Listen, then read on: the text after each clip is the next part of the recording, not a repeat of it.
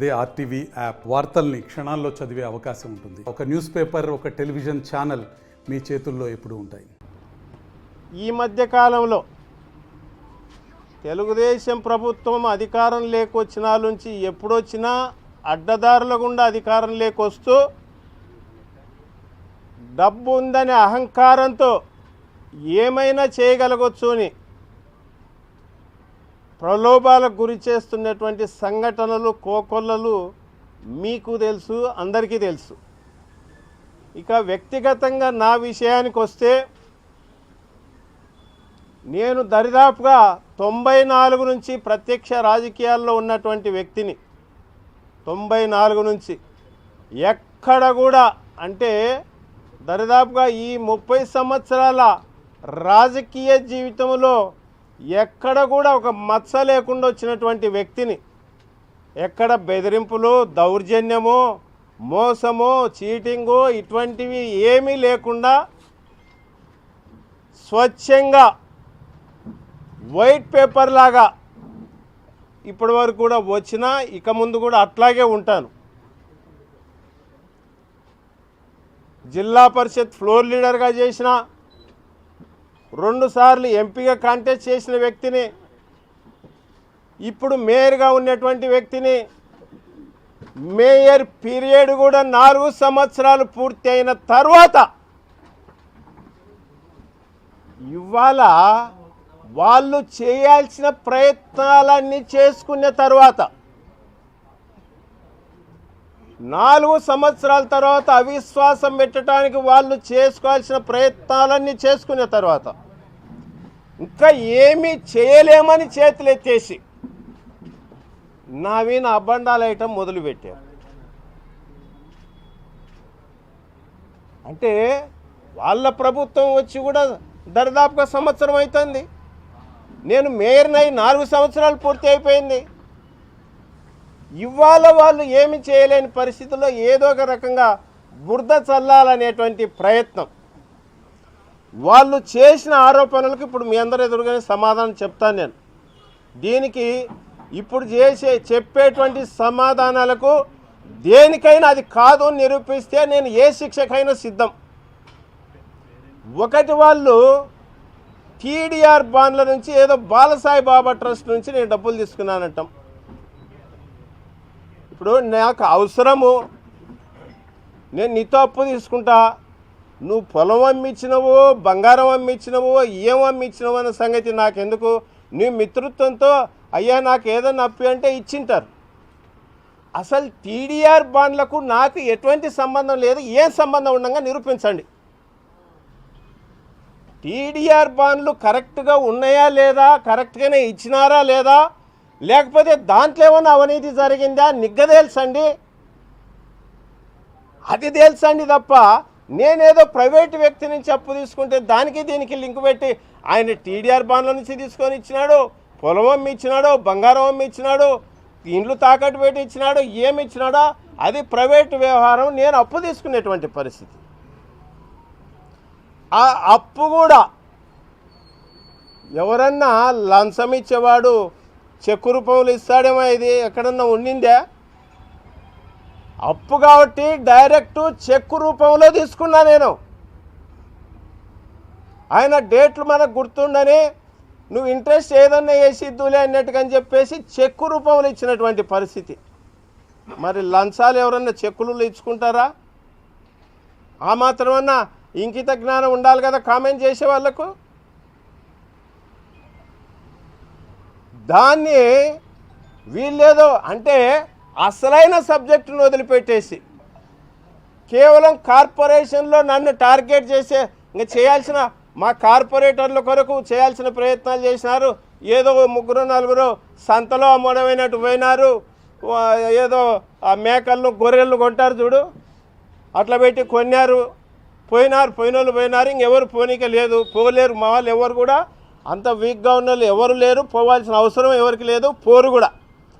పోరు అనే సంగతి తెలిసినాకనే ఈ వ్యవహారాలని మొదలుపెట్టారు. వాళ్ళది ఇంకొక రెండో ఆరోపణ ఏంటంటే, ఇది మొదటి ఆరోపణ. ఎప్పుడు చేసినా ఏందో బాలసాయి బాబా ట్రస్ట్ రామారావు గారు మీరందరూ ఉన్నారు, డైరెక్ట్ ఆయనను అడగవచ్చు. ఆయన అప్పు ఇచ్చినారా దేవుడు అని ఆయన చెప్తూనే ఉన్నాడు. ఆయన ఎక్కడి నుంచి తీసుకొచ్చి ఇచ్చినాడు అనేది నాకేం సంబంధము? పోనీ టీడీఆర్ బాండ్లకి ఎక్కడికైనా మేయర్కి ఎక్కడన్నా లింక్ ఉందో సంబంధం ఉందేమో నిరూపించండి. టీడీఆర్ బాండ్లు కరెక్ట్గా ఇచ్చినారా లేదా, లేకపోతే ఏ రకంగా ఇచ్చినారు, దాంట్లో ఏమన్నా అంటే ఉన్న రేటును పెంచి ఇచ్చినారా, లేని స్థలానికి ఇచ్చినారా, దానాన్ని తెలుసండి. అసలైంది వదిలిపెట్టేసి ఏమీ దొరకక ఏదో ఒకటి నింద మోపాలన్నట్టుగా అని చెప్పేసి మోపుతున్నారు. మీ తాటాకు చప్పుళ్లకు భయపడే ప్రసక్తి లేనే లేదు. మీ తాటాకు చప్పుళ్లకు భయపడే ప్రసక్తి రాబోదు కూడా. వాళ్ళ రెండో ఆరోపణ ఏంటంటే 2 ప్లాట్లు కొన్నానంట. నా జీవితంలో నాకు ఇంతవరకు సొంత ఇల్లు లేదు, కారు కూడా లేదయ్యా. ఇవాళ మీ ఎదురుగా చెప్తున్నా, అఫిడవిట్లో ఎలక్షన్ అఫిడవిట్లో ఎక్కడ అదేదైనా రాంగ్ ఉంటే అవి రాంగ్ చూపించినాడని అర్థం ఉంది. దాంట్లో చూపించిన దాన్ని తీసుకొచ్చి నా జీవితానికి 60 సంవత్సరాల వయసు, 34 ఏళ్ళ నుంచి నా భార్య టీచర్గా పనిచేశా, 2 ప్లాట్లు కొనకూడదా? ఆ ప్లాట్లు కూడా పర్సెంట్లను రాస్తే సిగ్గుపోతుందని రాసే వాళ్లకు స్క్వేర్ ఫీట్లలో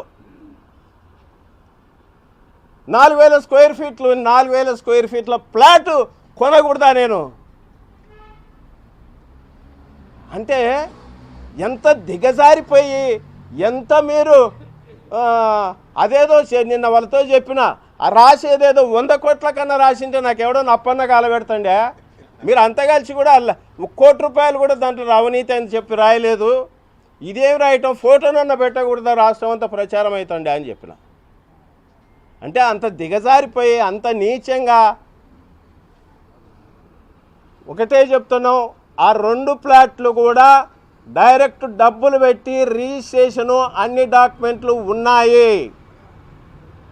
ఎక్కడ కూడా కబ్జాలు చేయలేదు, దౌర్జన్యం చేయలేదు, ఎవరిని మోసం చేయలేదు.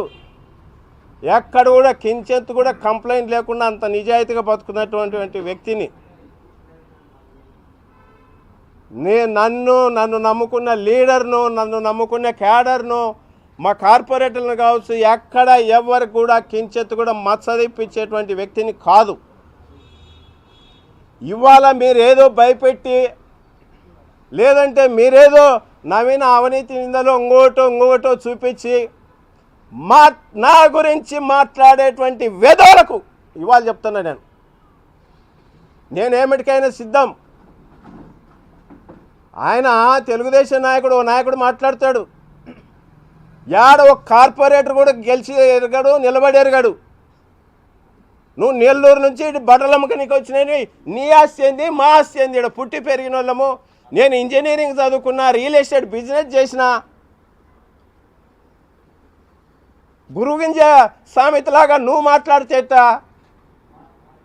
మీరు రోడ్లను కూడా కబ్జాలు చేసి అమ్ముకునేటువంటి బతుకులు మీవి. ఇంకొకసారి మాట్లాడితే ఖబర్దార్ చెప్తానా నేను.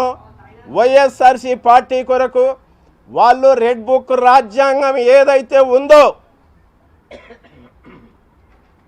మాకు అవకాశం వస్తుంది. వైఎస్ఆర్సీ పార్టీ కార్యకర్తలు, నాయకులు తెగించడానికి కూడా సిద్ధంగా ఉన్నారు. అందులో మొదటి వ్యక్తి నేనే. నేను చావటానికైనా సిద్ధం, ఆ పని చేయటానికి కూడా సిద్ధం. జగన్మోహన్ రెడ్డి గారి కొరకు ఎంత దూరమైన వెళ్తామని సంగతి గుర్తుంచుకోండి. ఎవరిని వదిలిపెట్టాం. మళ్ళీ వచ్చేది ఖచ్చితంగా మా గవర్నమెంటే. ఇవాళ మీరు ఎన్ని అరాచకాలు, ఎంత అబద్ధాలు, ఎన్ని అబద్ధాలు చేయాలో అన్నీ గుర్తుపెట్టుకుంటాం. ఇంకా దూరం వెళ్తే మేము కూడా ఎంతవరకైనా ప్రయాణం చేయడానికి సిద్ధమని సంగతి గుర్తుంచుకోండి. రెడ్ బుక్ రాజ్యాంగాన్ని ఖచ్చితంగా చెప్తున్నాం. ఆయన పదే అంటున్నాడు. దానికి ఎదురు తిరిగే రోజు దగ్గరలోనే ఉంది. ఖచ్చితంగా మీరు ఎన్ని కేసులు పెట్టుకుంటారో, ఎన్ని అరాచకాలు చేస్తారో మీ బుద్ధి పెట్టానే చేసుకోండి తప్ప ఖచ్చితంగా తొందరలోనే ఈ రెడ్ బుక్ రాజ్యాంగానికి వ్యతిరేకంగా ఎదురు తిరిగే పరిస్థితులు దగ్గరనే ఉన్నాయని సంగతి మీ ద్వారా తెలియజేస్తున్నా. మరిన్ని వీడియోస్ కోసం ఛానల్ ని సబ్స్క్రైబ్ చేయండి, లేటెస్ట్ అప్డేట్స్ కోసం వాట్సాప్ ఛానల్ ని ఫాలో చేయండి అండ్ లింక్ డిస్క్రిప్షన్ లో ఉంది.